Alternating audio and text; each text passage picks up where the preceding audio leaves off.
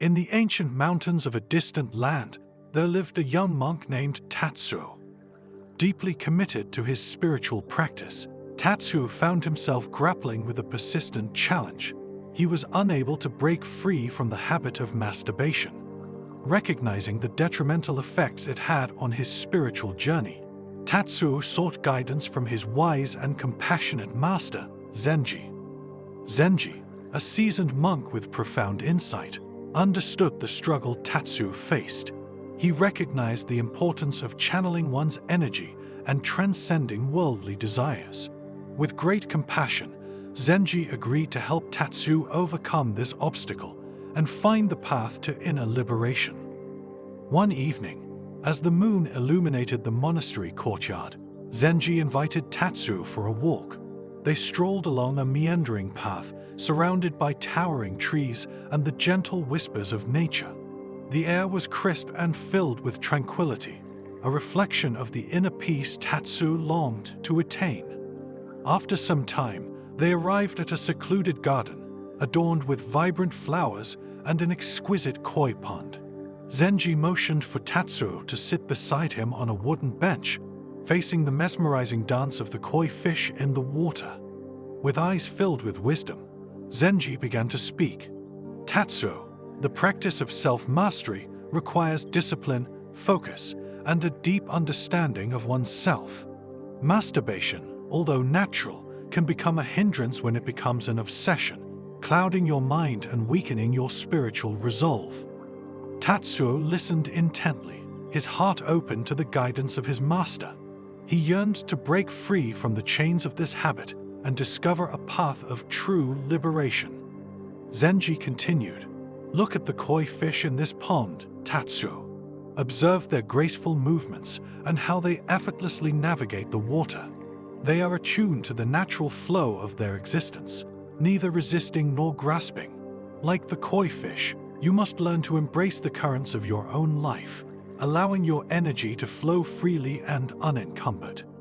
Tatsuo gazed at the koi fish, their vibrant colors shimmering beneath the moonlight. He contemplated Zenji's words, realizing that his struggle was not about suppressing his desires, but rather about redirecting his energy towards a higher purpose.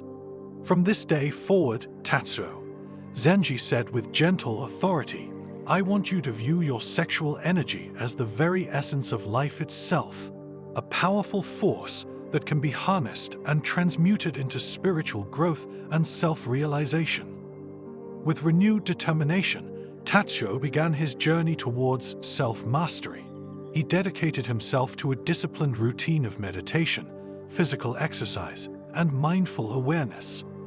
Whenever the urge to masturbate arose within him, he would envision the koi fish in the garden, reminding himself of the need to embrace the natural flow of his energy. Days turned into weeks, and weeks into months. Tatsuo's resolve strengthened, and he experienced a profound transformation within himself. The energy that once sought release through self-indulgence now fueled his spiritual practice and creative pursuits.